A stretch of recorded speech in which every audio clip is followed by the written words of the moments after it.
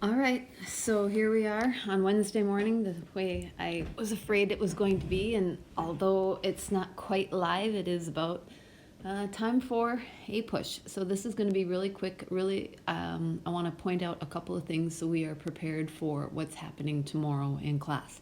And the first thing that we'll start talking about is, if you go to your concept outline, is the next section on the progressive era. So this, at least the beginning of this unit, will be very heavily focused on the progressives. And the progressives are these groups of people, this movement that wanted to move society forward. The late 1800s were a difficult period in American history simply because of really big business.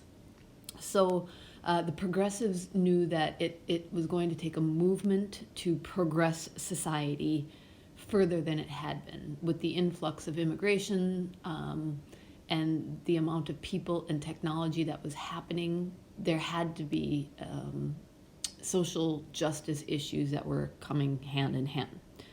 So in the progressive era, in the early 20th century, progressives responded to political corruption, economic instability, and social concerns by calling for greater government action and other political and social measures.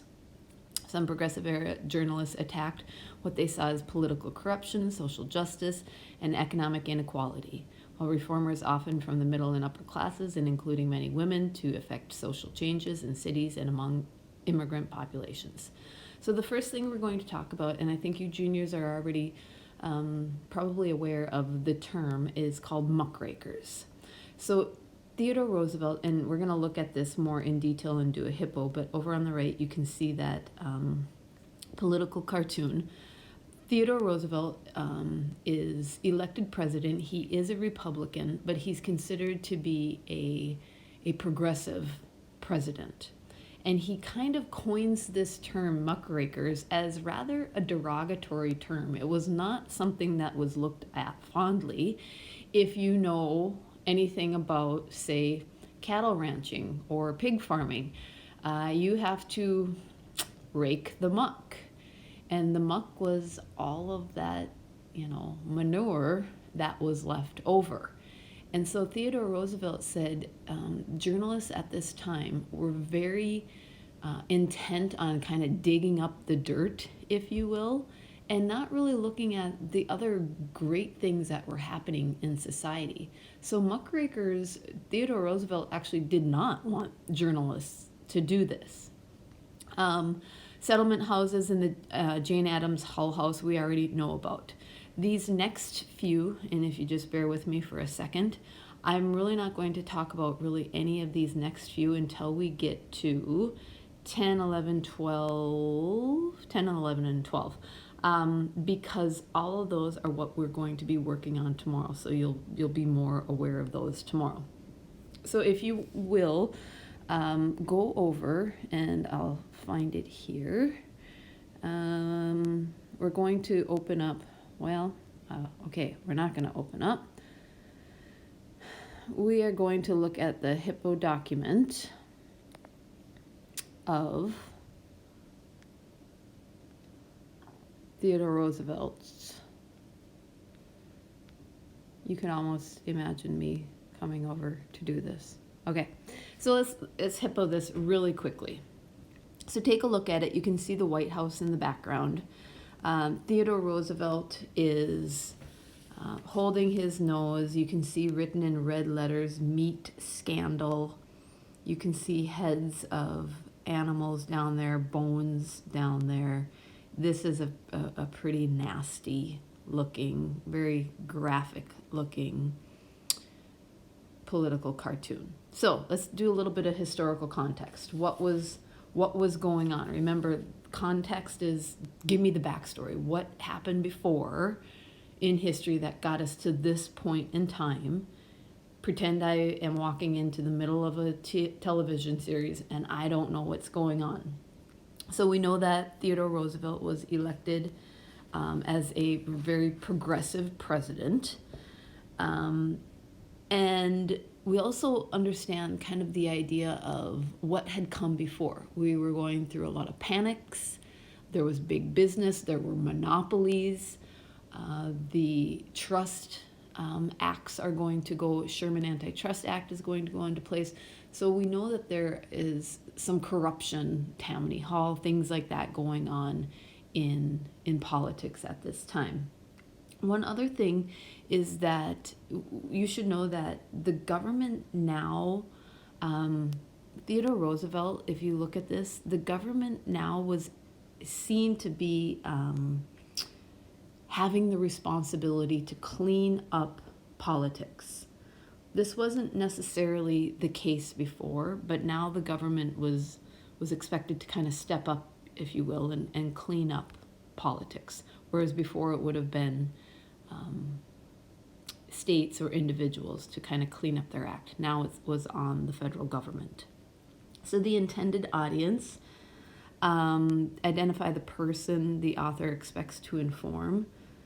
The intended audience was really anybody who was reading this to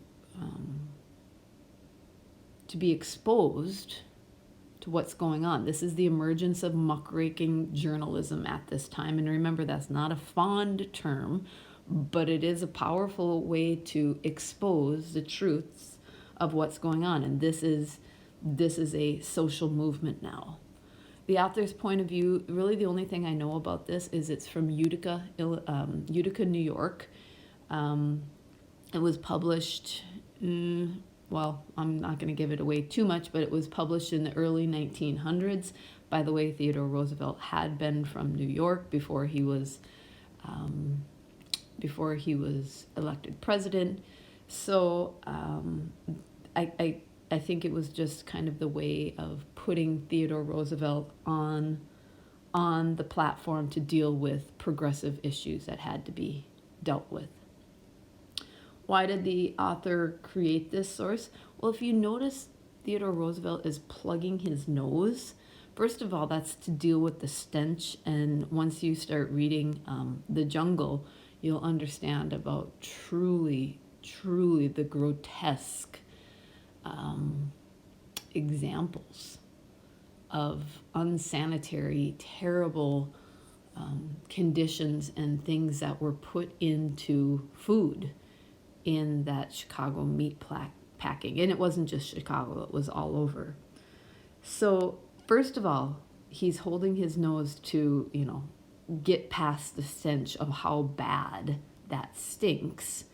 But he's also expressing his dissatisfaction with muckraking journalists. He has to do the dirty work now, which is probably okay, but he doesn't expect journalists to do it. And so if you notice, the rake of investigation is almost melting over the fire there. And the outside information, the only thing I would really like to add is the irony of muckraking journalism. Theodore Roosevelt expressed his dissatisfaction with muckraking journalism, yet he himself becomes almost like a muckraker when he is forced to, and the government is forced to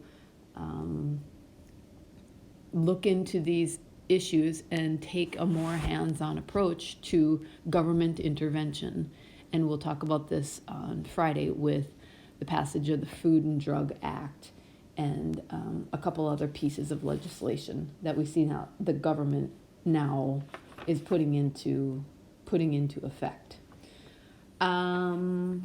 Okay, so that's that one.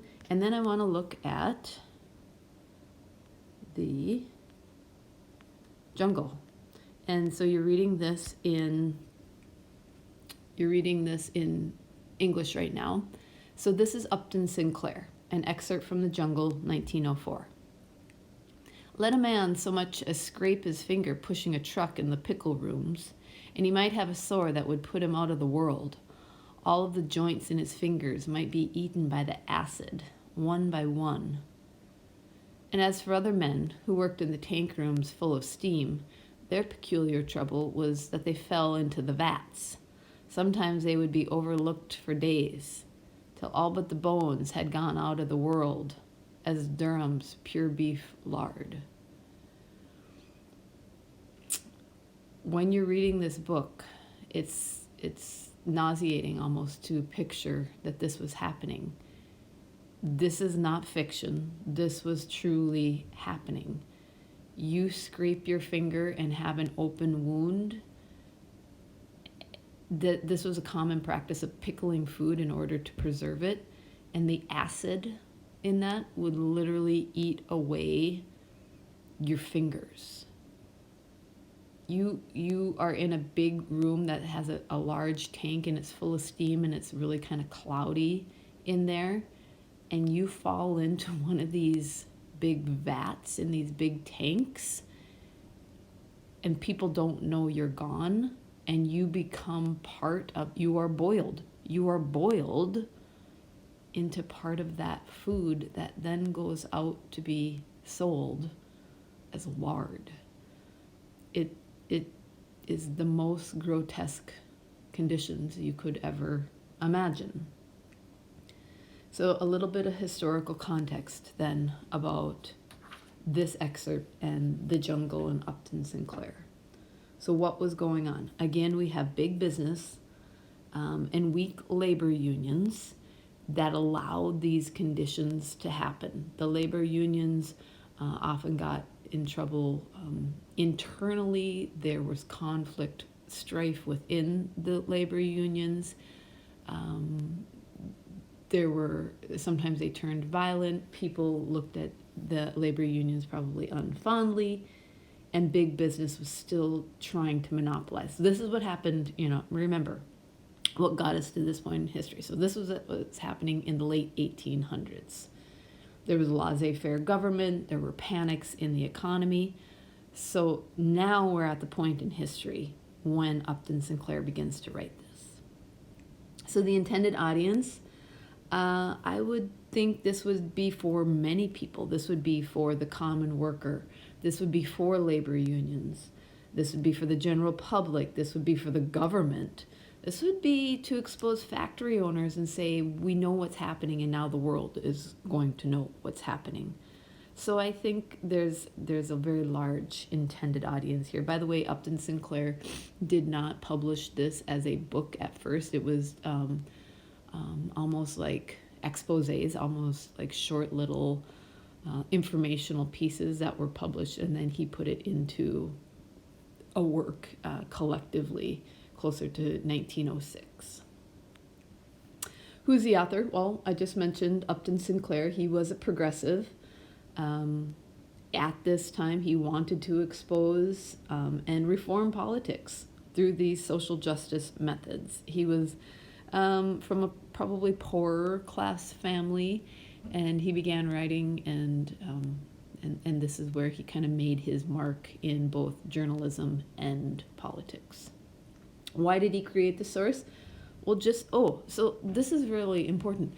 Upton Sinclair did not actually write The Jungle to expose the grotesqueness of what was going on in meatpacking factories. He actually did it to expose the working conditions of factories and how bad and unsafe it was for workers. What turned out is that it changed legislation, and it got the government to be much more hands-on in policy making and regulations, but that was not actually the first purpose. And the outside information. Well, what can we connect to this document? We'll talk about this a little bit more on Friday, but the muckrakers, we know, are a movement at this time. So this is happening in, Upton Sinclair is probably one of the more famous ones, but tomorrow you will see there's a lot of journalists that are involved in this type of journalism, in this type of today we call them investigative journalists. And then we know, and you'll find this out, that because of The Jungle, Congress, the federal government then, passes reform measures. They pass the meatpacking reform measure through the FDA, through the Food and Drug Administration. So there is lasting reform that is going to be made that maybe you don't quite realize at this time or you didn't know before. One quick little tidbit that is a quote, one of the more famous quotes from Upton Sinclair about what the jungle did. He quotes, "I aimed at the public's heart, and by accident I hit the stomach." So his idea was to aim at the heart of the workers' plight, but what he did was really shed light on what we're putting into our bodies and what is being sold to the general public as edible food. And I think he realized what he had there after the fact, when Congress started making those laws. All right, so that was just HIPAAing those two. And then the last thing that I want to bring up is a couple of these notes about initiative, referendum, recall. So progressive state laws such as the initiative. So an initiative is when voters can bypass legislatures and propose like amendments. So, you know, you have to introduce a bill, right? If you know how a bill becomes a law, you have to introduce a bill by the legislature. It has to go through both parts of government, or both houses of the Congress, whether we're talking state or federal legislation. The initiative is when, at least at the state level, when voters can bypass that and do it themselves. So for instance, California has probably one of the more famous ones, Proposition 13, to lower property taxes to market value of homes. That is one of the more famous ones. North Dakota, we have a marijuana measure that continues, to try to be passed. We now have availability to manufacture that. So these are progressive initiatives, or at least initiatives that even yet today is the way it works. A referendum is when a law passed by legislature can be voted on by the people. So if legislature passes a law, it can go to the people to say, yes, we want to put this into effect. Referendums have been around for a very long time. We're talking since early 1800s, like Thomas Jefferson.